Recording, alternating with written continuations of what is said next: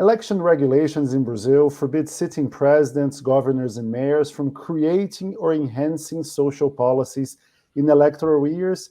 And the rationale is pretty straightforward. It is aimed at avoiding that the sitting rulers use social policies as a sort of quid pro quo or as cash for transfer schemes. But Bolsonaro is trying to circumvent the rules, jack up social spending just before the election in order to try to generate some electoral momentum and prevent a win by center-left former President Luiz Inácio Lula da Silva. And he's doing that through a constitutional amendment bill that was called by Brazilians the Kamikaze bill, and we will explain why is it the Kamikaze bill.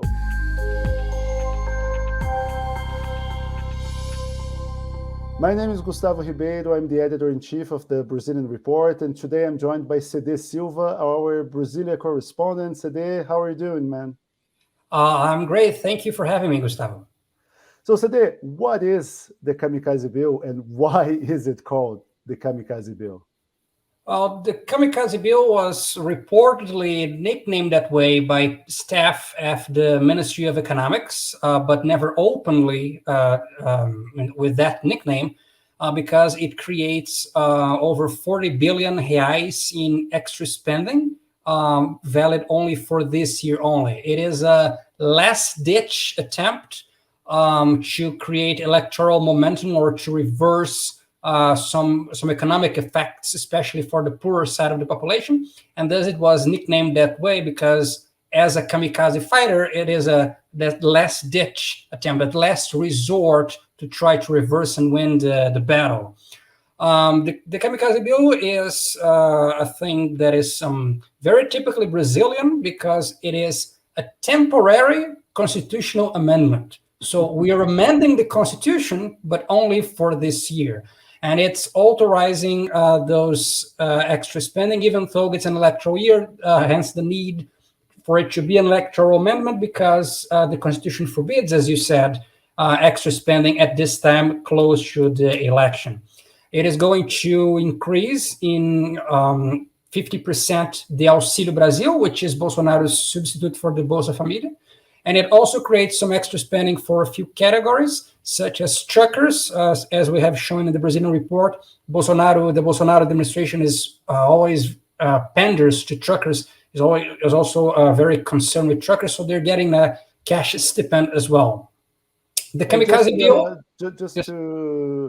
To give some context for people who are not familiar, the Bolsa Família and now the Auxílio Brasil are the federal government's staple cash transfer schemes, right? So the Bolsa Família was created in the Workers' Party administration and was heavily associated with Lula. One of the reasons why Lula is so strong amid low-income voters or in the Northeast, where the rate of people that depend on these cash transfers is higher. In Bolsonaro, he changed the name of the program.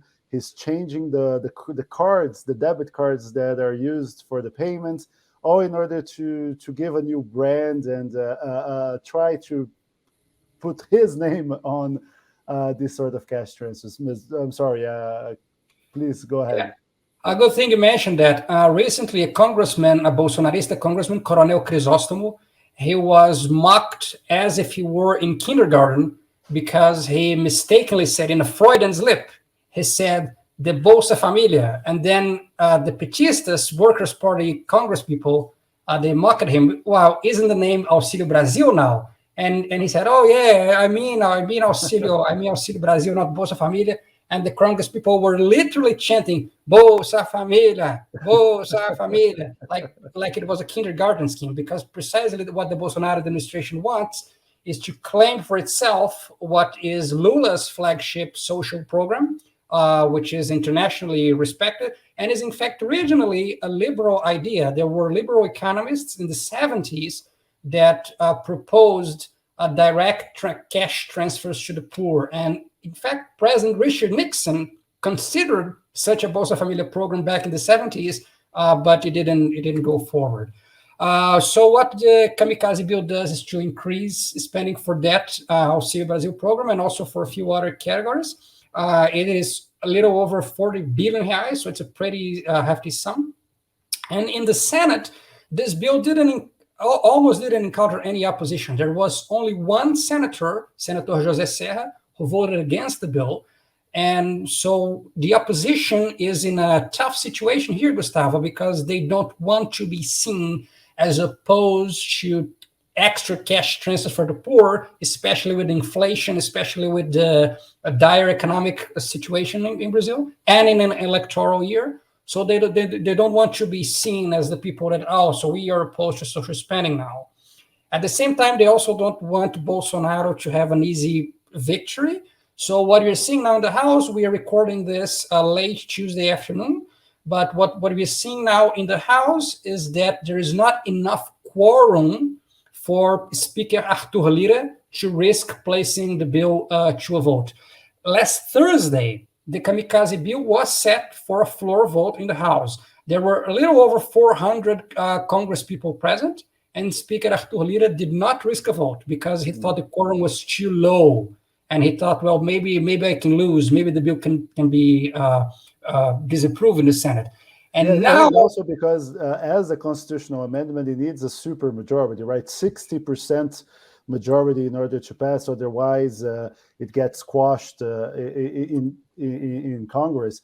And as we were talking before we record, if a constitutional amendment bill is quashed, it cannot a new bill to amend the Constitution with the same goal cannot be presented within the same year, right? Correct. You cannot try again. You only get one try. And Arthur Lira, which is for our viewer to know, Arthur Lira is the Speaker of the House that put to a floor vote a bill authorizing casinos in Brazil in the same night that Russia invaded Ukraine. So the night of February 24th. So he knows how to gamble. He's a very good gambler. And last Thursday, he did not risk the chances because he thought the quorum was too low. He needs 308 votes, 308, and that's an absolute minimum. It doesn't depend on the quorum. So if there are 308 people present, he needs all 308 to vote in favor. He had a little over 400 last Thursday, and he postponed the vote to this Tuesday. As we're speaking exactly right now, there are 374 Congress people present, so that's less than what he had on Thursday. What I have read is that he intends to place that constitutional amendment, the Kamikaze bill, to a vote after 7 p.m., but as of this recording, we'll have to see. Yeah, as of now, it's too risky for him, right? Yes, and it's more risky than last Thursday. So so far he needs more quorum than he had on Thursday. No, and one of the reasons this bill is being called the Kamikaze bill is also because it generates an immediate positive effect into the economy by putting money into people's hands, and God knows people do need this money. Inflation has been in the double digits since September 2021. We are seeing food prices skyrocket. The amount of Brazilians in default has topped 66 million people. During the pandemic, we saw almost the equivalent of the entire Portuguese population in Brazil falling below the poverty line. So, I mean, as you said earlier, the economic situation is dire. But this immediate positive effect will have a long-lasting negative effect in terms of the budget. The markets are seeing Brazil with a lot of skepticism, which pressures the currency, which in turn pressures inflation. So this is also one of the reasons why it is being called the Kamikaze bill, right? Yes, because it will leave a lasting damage on the economy and on the budget and the Brazil's fiscal situation for next year and beyond. The other thing is that the inflation, as you have said, is also one of the motivations for drafting and putting the bill to a vote in the first place, because one of the reasons that the Auxílio Brasil is not reversing enough votes for Bolsonaro is due to inflation.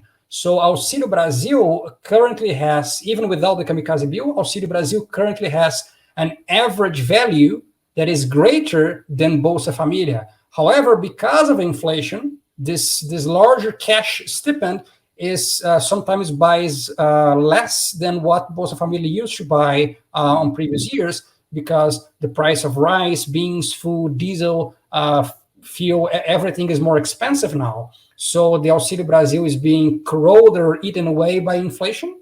And so this, in some cases, this 50% boost for certain prices is actually barely correcting for inflation, because some of the basic items, they have skyrocketed over the last months.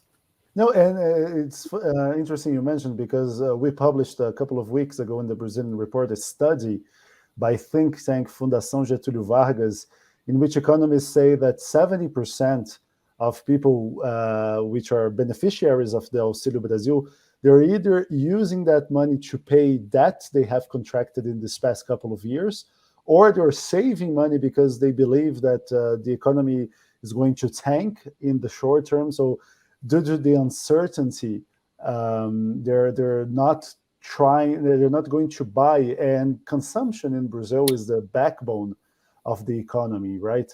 But you mentioned fuel prices, and the Kamikaze bill is not the only thing Bolsonaro is trying to do in order to get voters' sympathy. He also pushed a bill to cap fuel taxes at the state level, and that has generated also some feel-good factors, right? Yes, Bolsonaro himself has taped a video of himself walking into a gas station, and he's talking to people. Oh, so the prices have gone down, haven't they? And one of the provisions in the recently approved laws is that the gas stations need to show the price before the law was enacted. So they need to show before and after, like it was a TV ad, like you see before and after, right? And the price get thin quick. Exactly, like lose 10 pounds, lose 20 pounds now. So it's before and after, like in a magazine. So the prices have gone down, but this will have a price later. Bolsonaro